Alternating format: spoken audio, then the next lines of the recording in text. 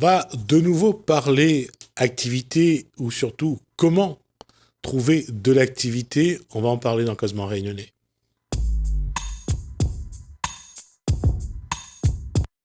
Georges Hariban, bonsoir. Bonsoir.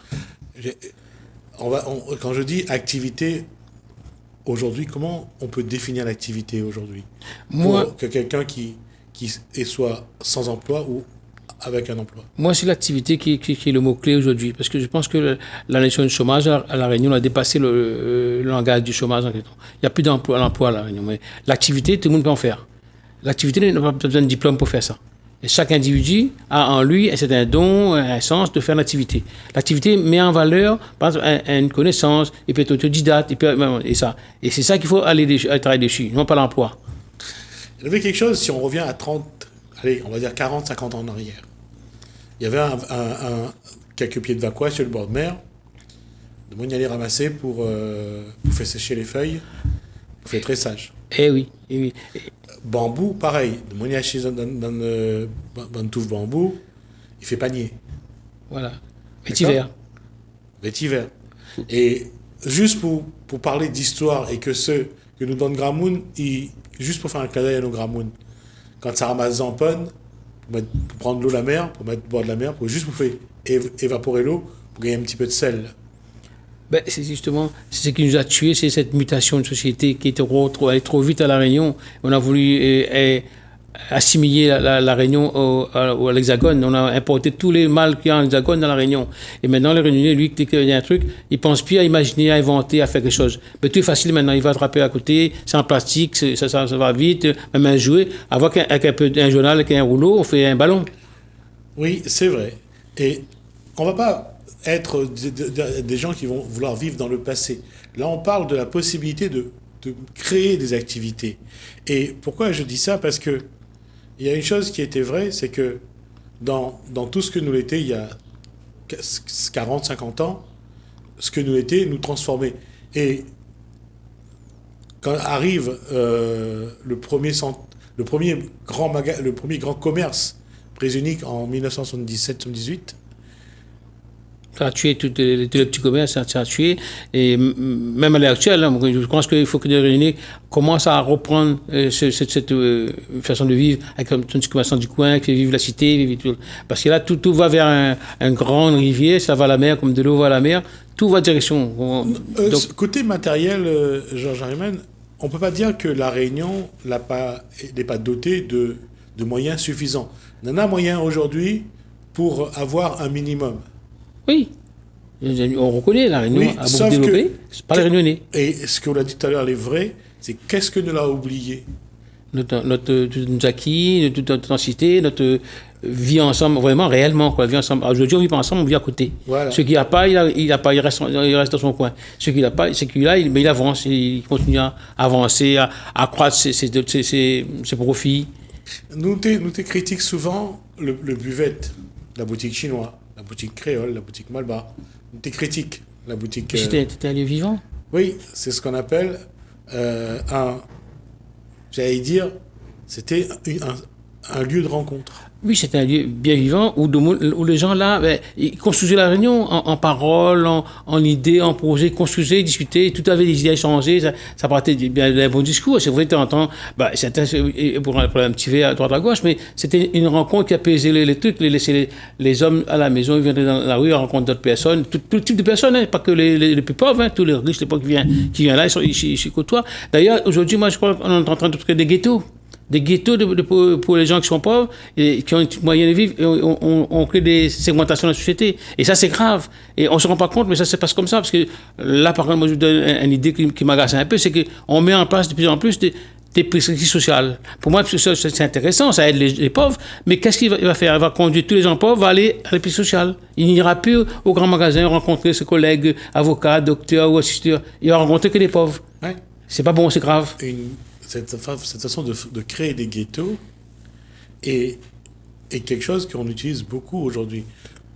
Quand on parle de mixité sociale, c'est quelque chose qu'on ne voit pas beaucoup. Non. Non, d'ailleurs, quand on fait un lotissement pour tous ceux qui sont les plus pauvres. Il n'y a pas des gens qui travaillent, sont fonctionnaires, ils n'ont pas accès parce qu'ils n'ont pas le droit, ils dépassent le plafond, le loyer il ne va pas. Donc là, on ne peut pas dire qu'on parle de mixité, alors quand on commence à mettre un plan de logement en place, en injectant un peu de personnes qui ont les modestes. Soit on crée des logements d'un côté pour ceux qui sont au RSA, qui ont des revenus. On ne doit pas. Après, il y a ce qu'on appelle les quartiers résidentiels pour ceux qui sont dans la classe moyenne.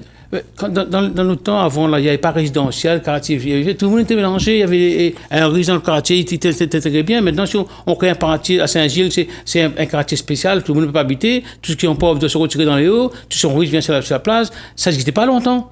Mais déjà, Saint-Gilles, les plus pauvres n'ont même pas accès à la plage. Et tout ça, c'est normal, c'est pas normal, parce que les riches sont construits, c'est notre maison, c'est notre terrain.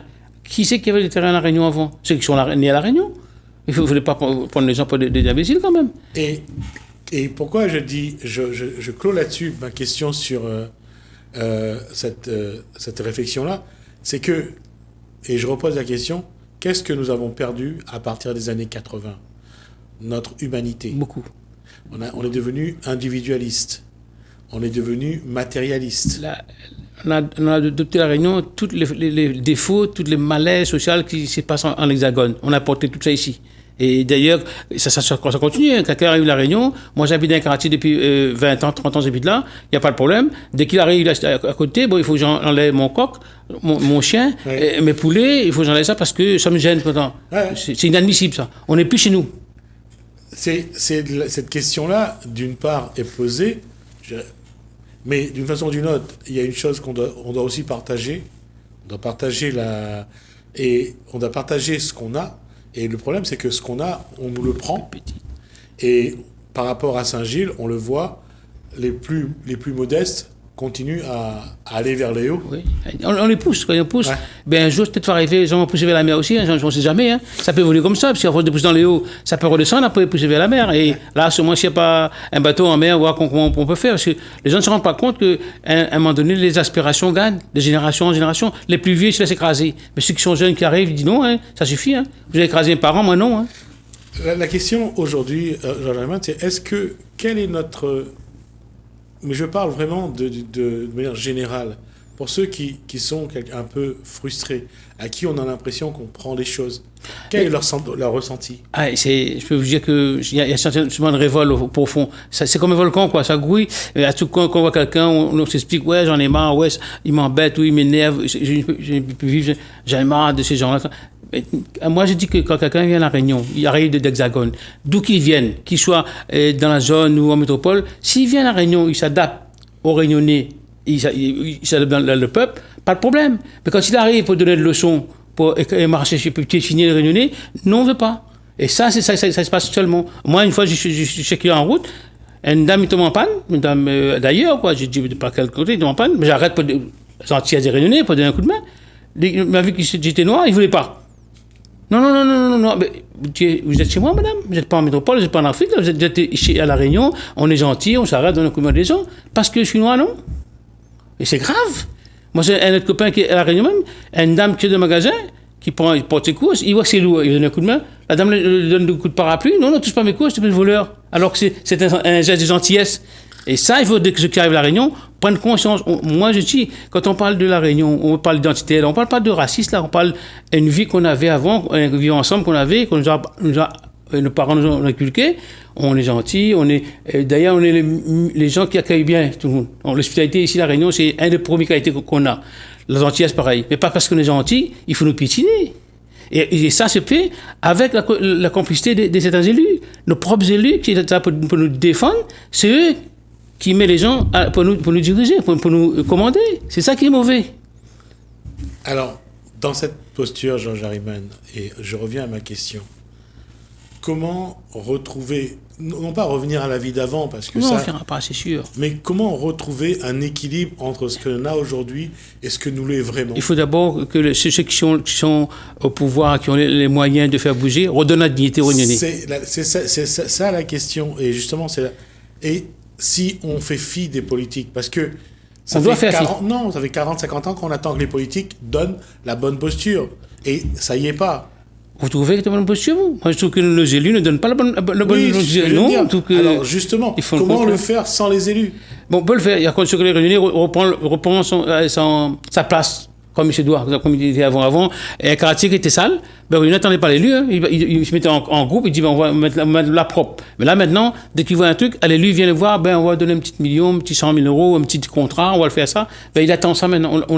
On a pourri la mentalité des réunionnais. On l'a habitué à tendre la main, comme les élus le font avec le gouvernement. Ils tendent la main tout le temps. Et là, le citoyen fait pareil. Il tend la main aux élus pour pouvoir avancer. Maintenant, vous allez dans la mairie, maintenant, un gars, il arrive à la mairie, il faut lui passer 3 barrières. 3 barrières pour voir qu'est-ce qu'il veut là.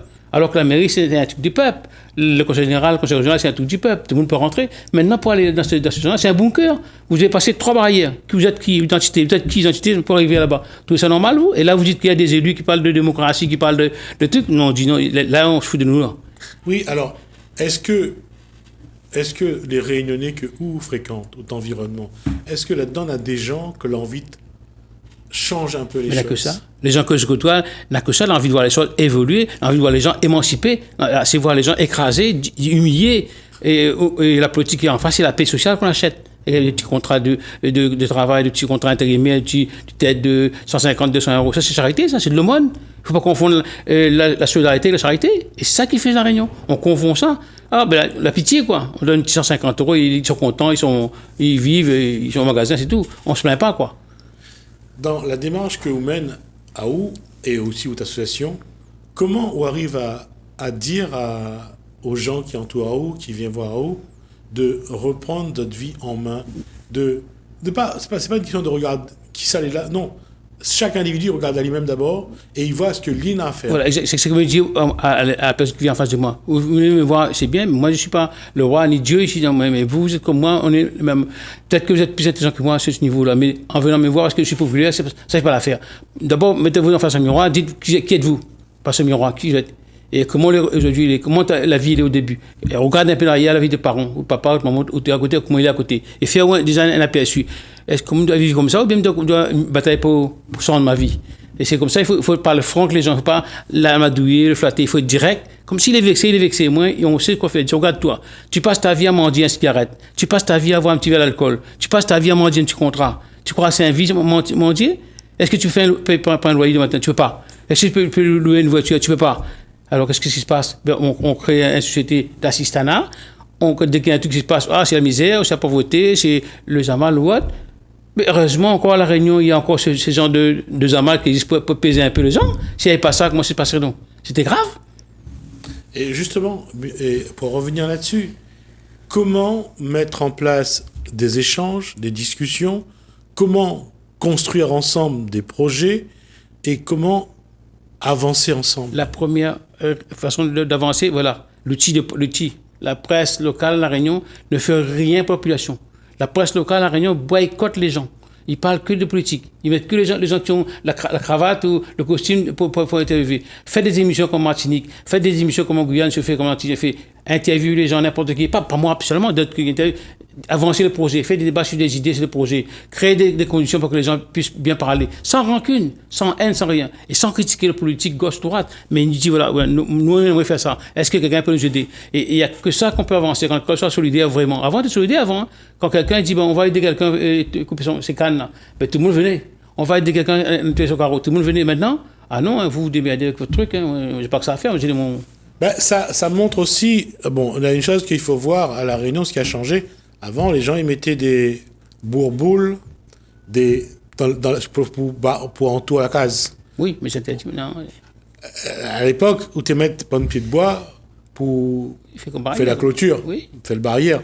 Aujourd'hui, regarde les murs épais comme ça, et les hauts de 2 à 3 mètres. Oui, parce que en face, c'est pas être espionné, elle peut espionner, tout ça.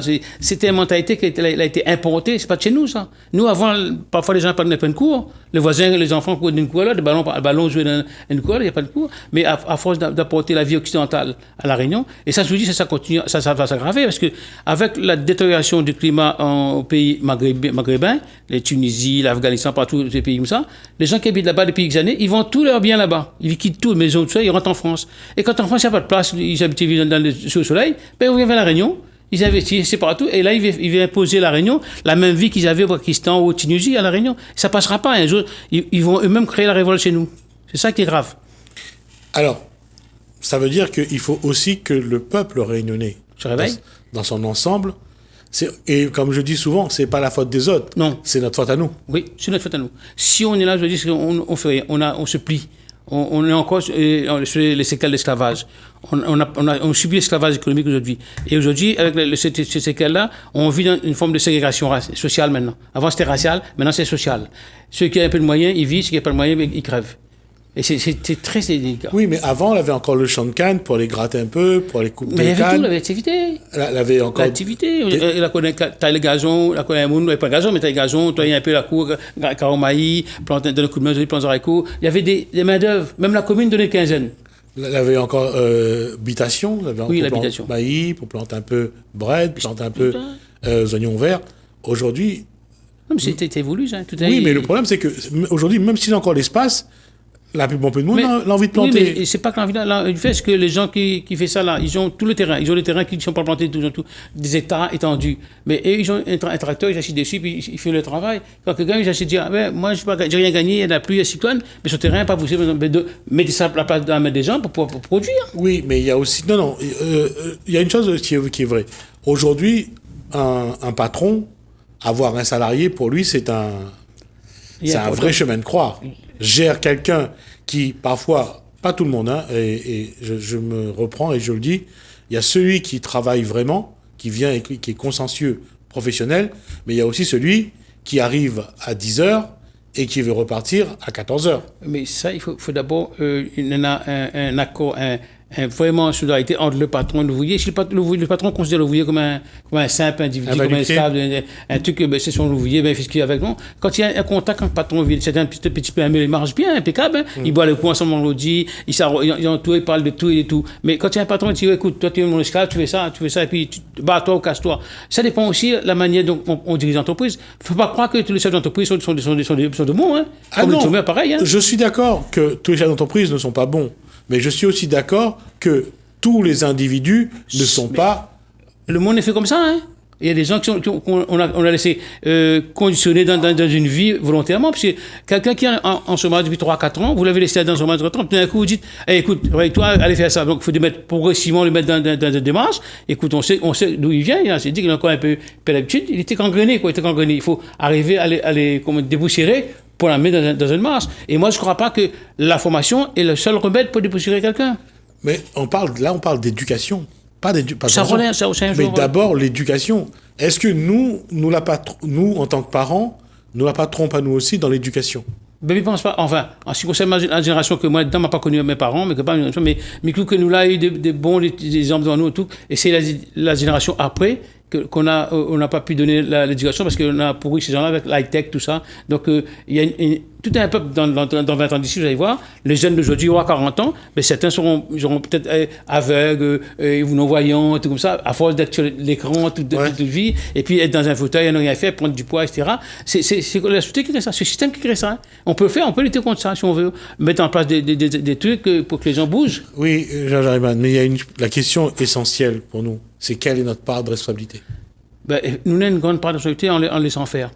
On n'a pas confiance en nous. On n'a pas confiance en nous. Donc on a une grosse part en tant qu'individu. Moi, vous, n'importe qui est à côté, ils ont une part. Parce que le dire ouais, ça c'est la politique qui fait ça, ça c'est le gouvernement qui fait ça, c'est une façon de rejeter, une façon de l'acheter, de jeter un peu la société. Et c'est eux qui créent malaise, quoi, en ignorant ça. Quelqu'un qui partait là-bas qui disait, c'est trop l'alcool. Alors, je ne sais pas s'il est malade, hein, il dit, c'est l'alcool que tu. Mais pourquoi ne pas le dire le maire? Monsieur le maire, il y a quelqu'un là-bas qui traîne, il faut faire quelque chose, monsieur le maire. On remet un peu la commune, quoi. Vous dites, c'est fait, après vous dites, c'est pas moi. Ça, il peut crever, ça ne me gêne pas, quoi. Mais c'est ça, c'est nous. C'est notre façon à nous de gérer les choses. Et puis, vous savez, la Réunion, il y a un problème. Il y a trop de spécialistes. Il y a trop de gens qui connaissent les choses. Il y a trop de gens qui font les choses pour la Réunion. D'ailleurs, on voit tous ceux qui débarquent de la France, c'est eux qui font pour la Réunion. La Réunion ne fait plus rien. Même la plage, c'est nettoyé par des gens extérieurs. Même tout est fait par des gens extérieurs. La Réunionnais, maintenant, ils sont catalogués comme des gens paresseux. Alors que c'est pas ça qu'ils veulent, quoi. Donc, on les met volontairement de côté, quoi. Et on dit, venez, c'est des bénévoles, venez, mais c'est toujours qui à la tête? Toujours qui? D'ailleurs, le Réunionnais, maintenant, quand il manifeste, ils ne sont même plus là. C'est d'autres qui manifestent pour lui. Oui, ça aussi, c'est une réalité. Donc, c'est de prendre en compte justement la part de responsabilité des Réunionnais. Oui. Et cette responsabilité-là, on l'a abandonnée. Individuel. Oui. Beaucoup de Réunionnais ont abandonné cette Oui, ça, ils ont abandonné.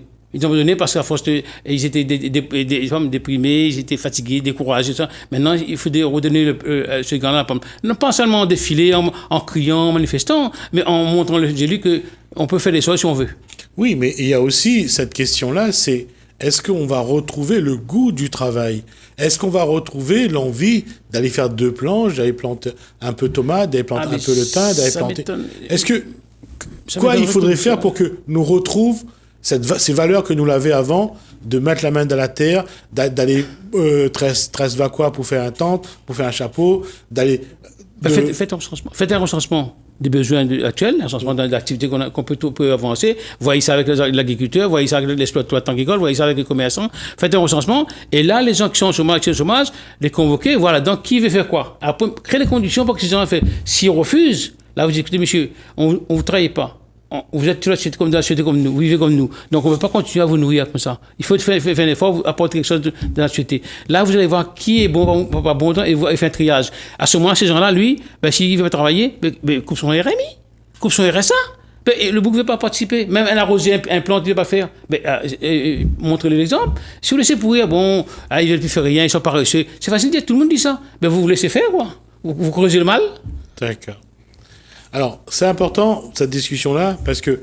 Pourquoi? Parce que, est-ce que, quand on arrive au bout de la réflexion, est-ce qu'il y a encore l'envie de réfléchir, de trouver quelque chose et d'essayer de faire quelque chose? Non, à un moment donné, on se sent lassé. Moi-même, j'ai fait vraiment 13 ans moi, dans le milieu chômage. J'ai vécu grâce à l'association que j'ai créée. Bon, ça m'a rendu actif. Dans le chômage, à un moment donné, vous ne croyez plus en rien. Vous êtes découragé. Vous n'avez plus rien faire. Laissez vivre, quoi. Laissez vivre. Si vous gagnez, si vous n'avez pas, vous ne vivez pas. Donc, et puis, il y a la mendicité, quoi. Vous vivez payer un coup ici, un coup là-bas, une cigarette. Donc, c'est ça qui fait que le Réunionnais, elle a été mis conditionné dans une vie d'assistanat, volontairement, entretenu par les élus en faisant la paix sociale. C'est ça qui est grave. Et j'ai l'impression que nos élus, quels que soient les élus qui sont en face de moi, qu'ils soient de gauche, de droite, du centre, j'ai dit que lui aussi, il est complice parce que lui, il a voulu cette vie-là. Il a voté cette vie-là. Il a cautionné cette vie-là. Donc, il ne peut pas dire qu'il n'est pas complice du bilan aujourd'hui. Si on me dit aujourd'hui, il y a 45% de gens qui sont en pauvreté, c'est la faute à qui? C'est pas ma faute. Si aujourd'hui, l'entreprise n'a pas, c'est pas ma faute. Vous dites que l'entreprise crée de l'emploi. L'entreprise ferme tous les ans. Qu'est-ce que vous faites pour désendetter l'entreprise pour aider? Merci, Georges Harriman. On arrive à la fin de cet échange. En tout cas, on commence cette discussion-là. On va voir un petit peu comment on peut essayer de comprendre les Réunionnais et pourquoi ils ont perdu un peu, pour certains, parce qu'il y a d'autres qui ont gardé ces valeurs-là. On va essayer de voir comment on peut apporter la réflexion pour amener ceux qui sont les plus, je dirais, dans l'oisiveté, à reprendre un petit peu en main leur façon à construire un projet. Il faut. Moi, j'ai démontré que je peux faire, il faut. D'accord. Merci, Georges Harriman. Merci à vous de nous avoir suivis. Merci, Alain. Merci, François. Je vous dis à bientôt.